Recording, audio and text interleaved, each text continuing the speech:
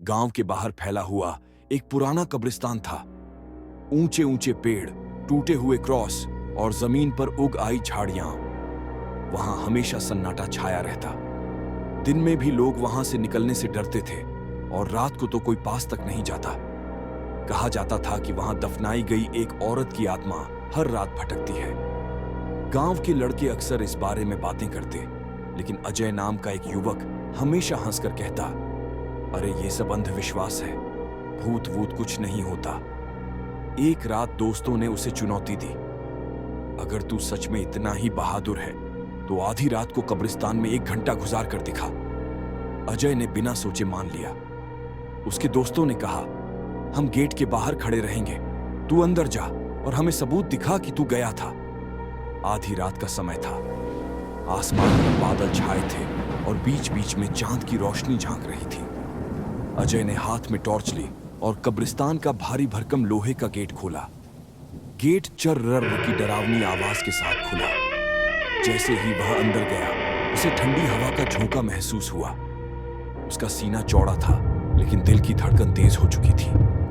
कब्रिस्तान के अंदर चारों तरफ टूटी फूटी कब्रें पड़ी थीं। कहीं पत्थर खिसके हुए थे तो कहीं मिट्टी धंसी हुई थी।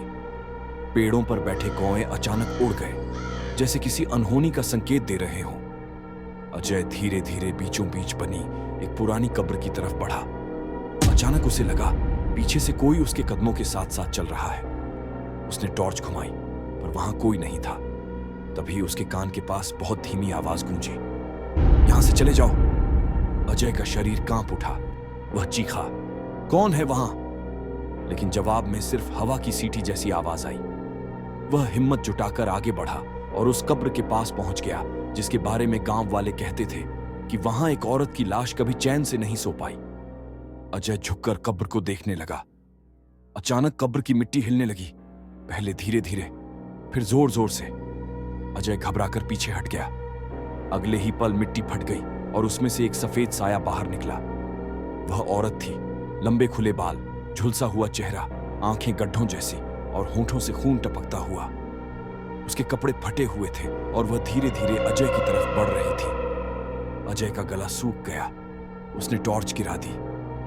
आत्मा फुसफुसाई, मुझे जिंदा ही यहां दफना दिया गया था। मेरी चीखें किसी ने नहीं सुनी। आज तक मुझे शांति नहीं मिली। अब तू मेरी जगह लेगा। यह सुनकर अजय के पैरों तले जमीन खिसक गई। उसने भागने की कोशिश की, लेकिन उसके पैर जड़ों में उलझ गए और वह जमीन पर गिर पड़ा। आत्मा उसके ऊपर झुकी और उसने अपने बर्फ जैसे ठंडे हाथ अजय की गर्दन पर रख दिए।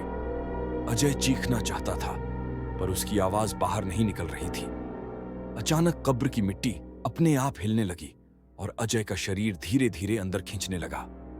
वह छटपटाने लगा, जमीन को पकड़ने लगा, पर मिट्टी और गहरी खींचती चली गई। उसकी उंगलियां मिट्टी से बाहर थीं और आखिरी बार उसकी आंखों में मौत का खौफ साफ दिख रहा था।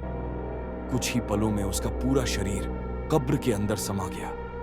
कब्र की मिट्टी अपने आप बराबर हो गई, जैसे कुछ हुआ ही न हो। सुबह गांव वाले कब्रिस्तान पहुंचे। उन्हें अजय कहीं नहीं मिला, लेकिन उस पुरानी कब्र की मिट्टी ताजा खुदी हुई दिख रही थी, जैसे किसी को अभी अभी उसमें दफन किया गया हो।